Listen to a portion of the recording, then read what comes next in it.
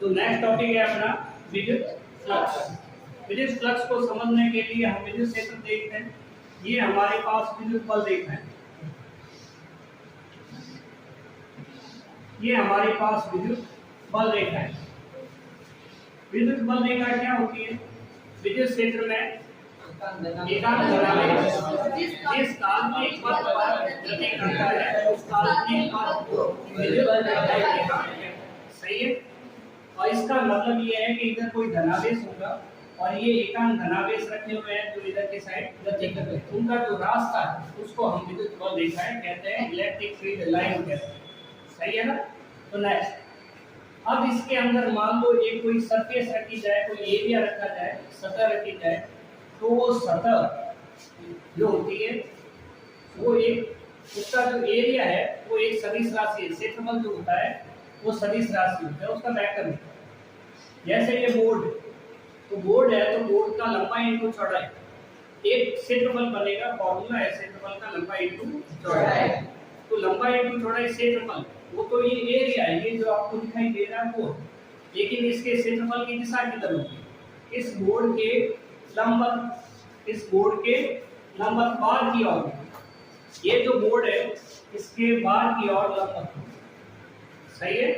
ये हाथ है तो इसका एक एरिया है, क्षेत्रफल, वो तो ये है जिसको हम छू सकते हैं, देख सकते हैं, लेकिन इस क्षेत्रफल की दिशा किधर होगी? इस साइड होगी, जिससे 90 डिग्री पर परपेंडिकुलर टू सरफेस। ठीक है। अगर हम ये देखें तो इस टाइप से दिखेगी। ठीक है। जैसे भी करें ये क्षेत्रफल, ये पेन जो है वो क्षेत्रफल सदिश को प्रदर्शित करता है। ठीक है। ये जो बोर्ड है इसके क्षेत्रफल की दिशा किधर होगी? लंबवत बार की ओर। इधर जो दीवार है उसकी किधर होगी? लंबवत बार की ओर, इधर की साइड। ये जो दीवार है उसकी किधर होगी? लंबवत बार की ओर, इधर की साइड, छत की नीचे की साइड। जो सरफेस है उसके लंबवत 90 डिग्री पर इधर की ओर। ठीक है ना। तो ये अब हम करना चाहते हैं विद्युत फ्लक्स। ये क्या चीज? तो हम यहाँ पे बल रेखा है, देखते हैं 1 2 3 4 5 6 7 8 9। हम काउंट कर रहे हैं समझने के लिए। हम ये देख पा रहे हैं कि इसमें बल रेखाएं कितनी। ठीक है। तो एक और बढ़ा देते हैं 10 अंश। क्लियर। अब यहाँ पे एक क्षेत्रफल रखते हैं, ऐसा भी हो सकता है, आयताकार भी हो सकता है, किसी भी टाइप का हो सकता है।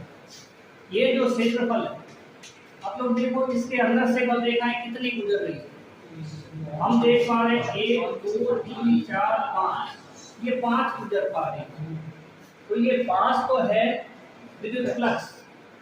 ये काउंटिंग हमने केवल समझने के लिए की है, ताकि हम ठीक से समझ जाएं कि विद्युत बल रेखा है क्या है और विद्युत फ्लक्स क्या है। और ये जो 5 है वो क्या चीज है? विद्युत फ्लक्स। और ये जो 10 है वो क्या चीज है? विद्युत बल रेखा। आदि हो ऐसा कोई जरूरी नहीं है। हम क्या करते हैं, इसको वापस मिटा देते हैं, क्योंकि ऐसा नहीं सोचे कि बल रेखाएं जितनी होगी उसका आधा फ्लक्स होगी, ऐसा नहीं। ये 9 है और ये 5 है, लेकिन शर्त है कि एरिया ऐसे रहना चाहिए और एरिया वेक्टर जो है इसके लंबवत बार की साइड रहना चाहिए। ठीक है। तो लंबवत 90 डिग्री पर इधर की साइड ऐसे रहेगा। ये क्या है? क्षेत्रफल सदिश। और ये बल रेखाएं जिधर है वो क्या है? तीव्रता की दिशा। अगर क्षेत्रफल लंबवत रखा हो तो उसमें से जितनी बल रेखाएं गुजरती है उसी को विद्युत फ्लक्स कहते हैं। वापस, क्षेत्रफल बल रेखाओं के लंबवत रखा हो, अभी नहीं, अभी ये डायरेक्शन अलग है। लंबवत रखा हो तो जितनी बल रेखाएं उस सरफेस के अंदर से गुजरती है उन बल रेखाओं की संख्या को हम क्या कहते हैं? विद्युत फ्लक्स कहते हैं। ठीक है। लेकिन अभी ये क्षेत्रफल की दिशा इधर है और ई की दिशा इधर है, दोनों के बीच में कोण कितना है? थीटा है। दोनों के बीच में कोण कितना है? थीटा। सही है। ये हो, अगर ये हो गया तो हमें क्षेत्रफल इधर नहीं चाहिए, तिरछा नहीं चाहिए, हमें तो लंबवत चाहिए। अगर हम क्षेत्रफल सदिश की दिशा बोले तो वो दिशा ई की डायरेक्शन में होनी चाहिए और ए की दिशा अभी ई की डायरेक्शन में नहीं। तो हम इसके दो घटक लेंगे। एक इधर की साइड जो होगा ये साइन थीटा जो हमारे काम कर रही है, और इधर की साइड होगा वो होगा ये कॉस थीटा। ऐसे इतना ही लंब डाला, जहां मिला वहां पे एरो लगेगा, ये बनेगा a cos थीटा। अब फ्लक्स किस एरिया से गुजरेगी? a cos theta. ठीक है, क्योंकि ये तिरछा है तो हमें इसका सीधा घटक लेना पड़ेगा। ठीक है, तो परिभाषा क्या होगी इसकी? विद्युत बल रेखा है पृष्ठ के अभिलंब गुजरने वाली विद्युत फ्लक्स कहलाती है। विद्युत क्षेत्र में रखे हाँ क्षेत्रफल से गुजरने वाली बल रेखाओं की संख्या को हम देख पा रहे हैं बल रेखा है और विद्युत फ्लक्स एक ही चीज है। अगर लंब क्षेत्रफल रखा उसके अंदर से गुजर रही है तो उसको बल रेखा बोलते हैं, विद्युत फ्लक्स बोलते हैं। और अगर क्षेत्रफल का मामला नहीं हो तो बल रेखा कहते हैं। ठीक है, पृष्ठ के अभिलंब विद्युत क्षेत्र में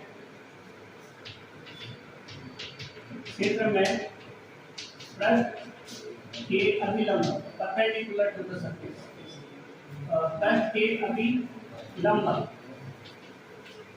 गुजरने वाली बल रेखाओं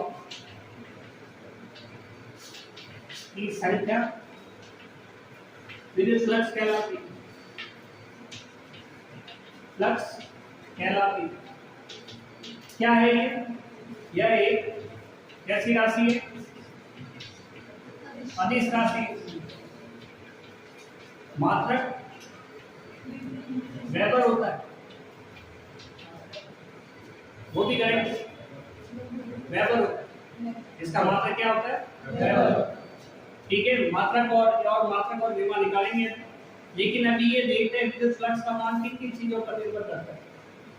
तो सबसे पहली बात तो कि अगर एरिया बड़ा होगा तो ये बल रेखा है क्या 5 ही गुजरती, ज्यादा गुजरती। एरिया बड़ा होता तो बल रेखा है ज्यादा गुजरती। इसका मतलब बल रेखाएं जो होती है वो डिपेंड करती है एरिया पर। बल रेखाएं कौन सी? जो अंदर से गुजरती है, और उनको हम क्या कहते हैं? फ्लक्स कहते हैं। क्लियर? अगर ये फ्लक्स की इंटेंसिटी ज्यादा होती है, हम डायग्राम बना देते हैं कि ये बल रेखा है, ठीक है। अगर मान लो एरिया छोटा है और एक एरिया बड़ा है, तो छोटे एरिया से कम बल रेखा 1 और 2 गुजर रही है, लेकिन एरिया बड़ा है तो 1 2 3 और 4 गुजर रही है। एरिया पे निर्भर करेगा, क्षेत्रफल बढ़ेगा तो फ्लक्स का मान भी बढ़ेगा। नेक्स्ट, अगर फील्ड की इंटेंसिटी बढ़ेगी, ठीक है, फाई समानुपाती ई। इसको डायग्राम से समझते हैं। सेम एरिया लेते हैं इतना, ठीक है, और यहाँ पे भी लेते हैं इतना। इस बार हम काम करते हैं, एक लाइन बनाते हैं, ठीक है।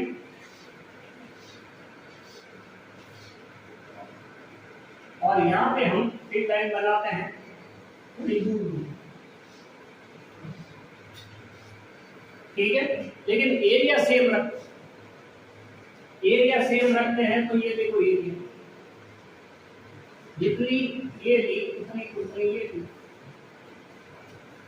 तो हम देख पा रहे हैं यहाँ पे इंटेंसिटी ज्यादा है, तीव्रता ज्यादा है तो बल रेखा है ज्यादा है। इसमें से गुजरने वाली बल रेखा 1 2 3 4 5, मतलब फाई का मान ज्यादा है। इसमें से गुजरने वाली बल रेखा 1 और मतलब फाई का मान कम है। अगर फाई का मान कम है तो बातें आगे समझ। नेक्स्ट, अगर हम इसको क्षेत्रफल को घुमा दें, क्षेत्रफल को अगर घुमा देते हैं, क्या लिख लेते हैं, क्षेत्रफल को अगर घुमा देते हैं तो देखना ये हमारे पास नेक्स्ट डायग्राम है। ये तो 1 नंबर है, ये दोनों मिला के 2 नंबर है, अभी तीसरा का।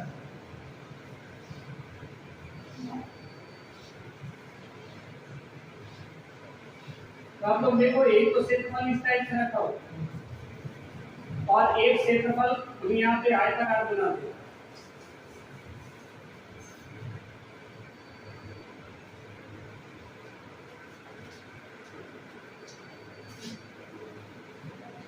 फिर लाइन थोड़ी दूर कर ले, डायग्राम थोड़ा आराम से अच्छा इस पर दिखाई देगा, बनाने में भी आराम। क्षेत्रफल हमने इस टाइप से रखा, ठीक है, ऐसे रखा हुआ, मतलब ये हमने ऐसे रखा हुआ, ठीक है, इस टाइप। तो इधर से जो बल रेखाएं आ रही है मैक्सिमम इसके अंदर से जाएगी, ठीक है। अब हम इसको घुमा के ऐसे कर दें, एंगल चेंज हो गया। अभी तो ये क्या है, इसका जो क्षेत्रफल है वो इससे 90 डिग्री पर, क्षेत्रफल सदिश की बात नहीं कर रहे हैं, क्षेत्रफल सदिश तो ऐसे है जो इससे समांतर है, देखो 0 डिग्री पर दिख रहा है, ये पेन इससे 0 डिग्री पर है और पेन क्षेत्रफल सदिश है, और ये जो कवर दिख रहा है वो क्षेत्रफल है, ठीक है। अब हम इसको ऐसे कर दें तो बल रेखा ऊपर से और नीचे से निकल जाएगी, इसके अंदर से एक भी नहीं जाएगी, और ऐसे करें तो थोड़ी अंदर से जाएगी, ठीक है। तो हम डायग्राम बनाते हैं ये इस टाइप, सेम चीज है, ये चीज सेम है, और उसको हमने एंगल चेंज कर दिया। तो यहाँ पे हम देख पा रहे हैं थीटा बराबर 90 डिग्री है, लेकिन हम कोण किससे लेते हैं, एरिया से लेते हैं, एरिया वेक्टर से लेते हैं, मतलब कॉपी से लेंगे या पेन से लेंगे, पेन से लेंगे। जब पेन से लेंगे तो एंगल कितना बनेगा, 0 डिग्री। हमें यहाँ क्या लिखना पड़ेगा, तो ये कंफ्यूजन नहीं होना चाहिए। हम क्या सोचते हैं कि एंगल इससे लिया और ये 90 डिग्री पर रखा, कहते हैं गड़बड़ है। देखो ये लाइन इधर जा रही है ऐसे 90 डिग्री, और हमें एंगल क्या लेना है, ये सत्य से नहीं लेना है, हमें लेना है इसके क्षेत्रफल सदिश से, एरिया वेक्टर से।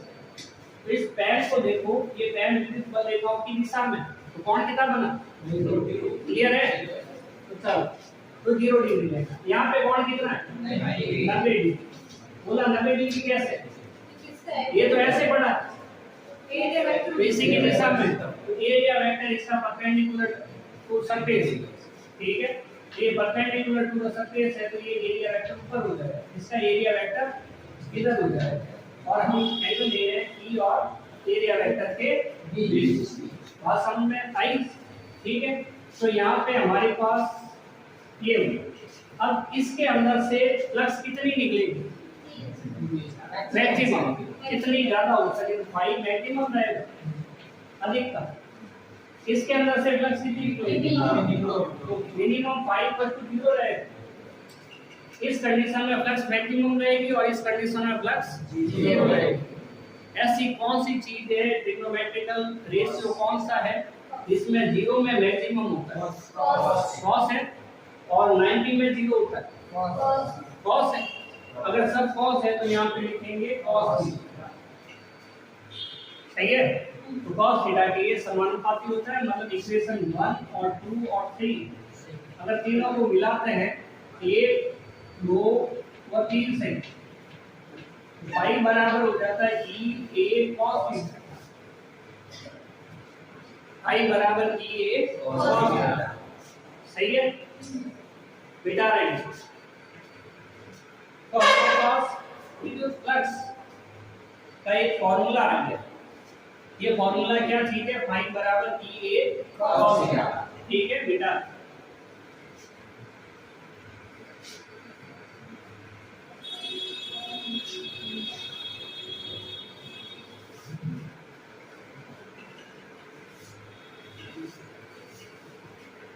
ठीक है, अब हमारे पास ये फॉर्मूला आ गया पाई बराबर ई ए कॉस थीटा,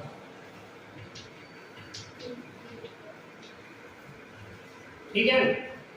हम इसको ऐसे लिख सकते हैं पाई बराबर E dot A vector vector, ये हम लिख रहे हैं सदिश रूप, ये फॉर्मूला है सदिश रूप का और ये फॉर्मूला है अदिश रूप, ठीक है, कॉस थीटा। अब प्रॉब्लम ये क्या चीज, तो हमारे पास गुना दो प्रकार के होते हैं। एक होता है अदिश गुना, जिसको डॉट प्रोडक्ट कहते हैं, अदिश गुना। वो होता है ए डॉट बी, बीच में ये जो निशान है इसको डॉट बोलते हैं। सदिश राशियों की बात करें, कुछ राशि ऐसी होती है दिशा होती है, जैसे द्रव्यमान है उसमें कोई दिशा नहीं, कितनी भारी चीज है उसमें क्या दिशा है, लेकिन बल लगाते हैं तो कोई न कोई एक दिशा में लगाते हैं। दरवाजे पे धक्का देंगे तो खुलेगा, अगर ऐसा है तो वापस खींचेंगे तो बंद भी होगा। बल की दिशा हमने बदल दी, लेकिन द्रव्यमान में दिशा नहीं होती है, समय में दिशा नहीं होती है। तो बात सदिश राशियों की चल रही है और यहाँ पे बनेगा a b cos b cos. सदिश कैप एन कैप लगा देते हैं, ठीक है, एन कैप। एन कैप का मतलब पता है एकांक सदिश। अगर हम अदिश सदिश गुणा करते हैं, सदिश गुणा करते हैं तो हम लगाते हैं ए क्रॉस बी, वेक्टर वेक्टर। अगर ऐसा लिखते हैं तो हम लिखेंगे ए बी साइन थीटा, ठीक है, वेक्टर फॉर्म एन कैप लगा सकते हैं। अब ये क्या चीज है इसके बारे में देखेंगे बाद में। अभी हमें ध्यान रखना है, डॉट हटेगा तो कॉस आएगा और कॉस हटेगा, क्रॉस हटेगा तो साइन आएगा। ये जो निशान है उसे क्रॉस प्रोडक्ट कहते हैं।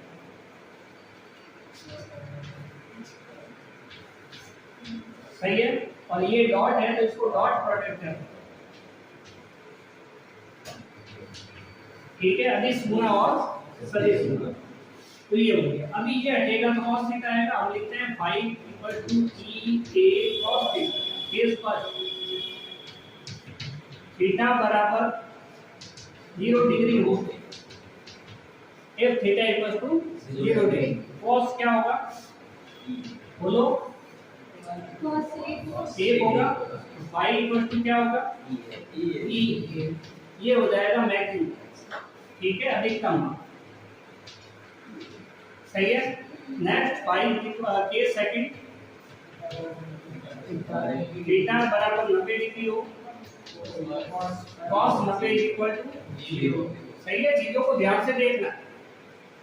cos तो फाइव इक्वल टू क्या होगा 0, e a इनटू 0 और फाइव बराबर पूरा हो जाएगा 0। सही है,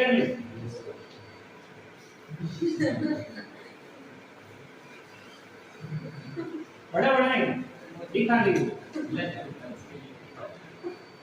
ये जीरो। सही है कि नहीं? तो ये हो गया। अभी अगर थर्ड कंडीशन करें, केस थर्ड ये हो गया हमारे पास थीटा इक्वल टू 90 180, तो cos 180 कितना होता है -1, और हम लिखेंगे फाई इक्वल टू ई ए और cos की जगह माइनस, तो फाई इक्वल टू माइनस ई ए। ये भी अधिकतम है लेकिन बता रहा है दिशा अलग। ये न्यूनतम है 0, अगर हम इसको उल्टा कर दें तो दिशा उल्टी हो जाए। सेंट्रल ऐसे रखा था, ऐसे नहीं करके घुमा के ऐसे करते तो क्या हो जाएगा 180, ठीक है। तो अब ये देखते हैं कि ये तो फ्लक्स का फॉर्मूला है, फाई बराबर ई ए कॉस थीटा। ये एक सिंपल सरफेस के लिए था, ठीक है ना। अगर सरफेस अलग हो, इसकी डायरेक्शन अलग अलग हो तो क्या करें। किसी एरिया के अंदर अगर फ्लक्स प्रवेश करती है, विद्युत बल रेखा है प्रवेश करती है, तो उनके लिए साइन क्या काम में लेंगे निशान, और किसी क्षेत्रफल से अगर बाहर निकलती है तो निशान क्या काम में लेंगे। सरफेस अगर यूनिफॉर्म में एक जैसी है तो इस टाइप से हम कैलकुलेट करेंगे फाई, और सरफेस अगर अलग अलग है तो इस टाइप से कैलकुलेट करेंगे, मतलब निशान अलग है। ये जो चीज है वो हमें न्यूमेरिकल जब सवाल सॉल्व करेंगे तो हमें लिखा हुआ होगा प्रवेशित फ्लक्स 8 × 10⁻15 है, निर्गत प्लस 7 × इतना है, तो हम किसका निशान प्लस लेंगे किसका निशान माइनस लेंगे, ये बात हमें समझ में आनी चाहिए, ठीक है। तो हम ये देखते हैं कि हमारे पास ये एरिया है, ठीक है, और ये इसकी कोई रेडियस वगैरह है। एक विद्युत बल रेखा जो इधर से आ रही है और इधर प्रवेश कर रही है, इधर से आ रही है और इधर की ओर जा रही है, ठीक है। तो यहाँ से तो प्रवेश कर रही है और यहाँ से निकल रही है, ठीक है। एक बल रेखा इधर से आ रही है और इधर जा रही है, यहाँ से तो प्रवेश कर रही है और यहाँ से निकल रही है। निर्गत का मतलब आउटवर्ड और प्रवेश का मतलब इनवर्ड। एक बल रेखा प्रवेश कर रही है, वही बल रेखा दूसरी साइड से बाहर निकल रही है। इसका मतलब हम फ्लक्स कैसे निकालें? फ्लक्स का फॉर्मूला होता है अपने पास I बराबर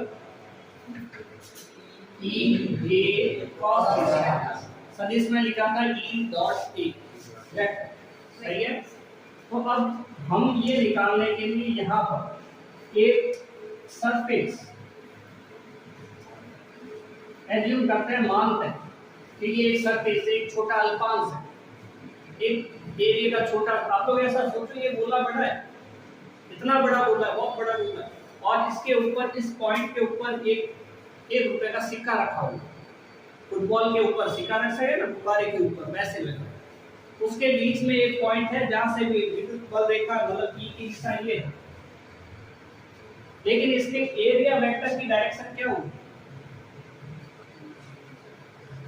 मतलब हम A B या C, A B या C होगी, तो ये C एरिया वेक्टर की डायरेक्शन है, ठीक है। इसको पीछे की साइड में बढ़ाएंगे तो सेंटर पे मिलेगा और ये एरिया वेक्टर, ठीक है। तो क्या ये सेम डायरेक्शन में है क्या? नहीं है, तो हमें इसकी डायरेक्शन सेम करनी पड़ेगी। ये एंगल अगर थीटा है तो ये क्या बनेगा? ये cos थीटा बनेगा, ये cos थीटा। यहाँ पे थीटा पॉजिटिव है, हमें थीटा का जो एंगल है वो इधर से लेना है, ऊपर की साइड, ये एंगल पॉजिटिव है, ठीक है। तो हम यहाँ लिखते हैं कोण जो है वो पॉजिटिव है, पॉजिटिव है तो ये लेस देन 90 डिग्री है कि नहीं? लेस देन 90, और cos में जब लेस देन 90 डिग्री एंगल हो तो उसकी वैल्यू पॉजिटिव होगी। हिसाब से देखो cos 0 1, cos 30, cos 45, cos 60, cos 90, value बोलो इस cos 30 की हाफ होगी, देखो 3/2 सही है। cos 45 की बोलो 1/2, इसकी बोलो 1/2, इसकी बोलो हाफ होगी, इसकी बोलो 0, सही है। कोई वैल्यू नेगेटिव है क्या? नहीं। तो जब थीटा लेस देन 90 डिग्री हो तो वैल्यू हमेशा कितनी आती है? इससे आपको मान भी याद हो जाएगा, ठीक है, याद कर लेंगे। अभी लिखे तो phi is equal to E a cos की वैल्यू पॉजिटिव, cos थीटा की वैल्यू पॉजिटिव, ठीक है। वैल्यू क्या रहेगी? पॉजिटिव, सही है क्या? कुछ भी वैल्यू रखेंगे, मान लो थीटा इक्वल टू 45 रखिए या 60 रखिए, तो 60 की वैल्यू क्या आएगी? 1/2 आएगी, तो ये वैल्यू पूरा पॉजिटिव, सही है कि नहीं? तो प्रवेशित ये जो निर्गत फ्लक्स है वो कैसे लेंगे? धनात्मक, मतलब पॉजिटिव, सही है। और ये निर्गत है, आउटवर्ड। निर्गत के लिए, निवेशी के लिए बात करें, जो प्रवेश कर रही है उसके लिए बात करें, तो उसका एरिया किधर आएगा? इधर। यहाँ पे 1 रुपए का सिक्का रखेंगे तो ऐसे रख पाएंगे, सही है। इसका एरिया वेक्टर कैसे आएगा? A B या C?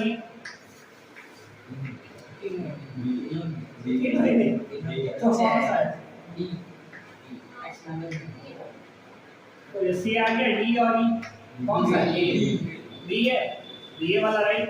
तो एरिया वेक्टर इधर आएगा, नीचे लगाएंगे तो इधर आ जाएगा, सही है क्या? इधर की साइड में ई की डायरेक्शन, ई तो यही है ना, ई की डायरेक्शन इधर है, ई डायरेक्शन उल्टी है ना इसकी, तो एंगल हम किधर से लेंगे, इधर से, सही है। अगर हम ये लेना चाहते हैं तो इधर से लेंगे तो मोर देन 90 डिग्री होगा, अगर ये लेना चाहते हैं तो 90 डिग्री से ज्यादा होगा तो cos की वैल्यू नेगेटिव हो जाएगी। और अगर हम इधर से लेते हैं थीटा नेगेटिव होगा, थीटा बात एक ही है, तो यहाँ पे थीटा नेगेटिव होगा, तो हमने क्या लिखा, एंगल नेगेटिव।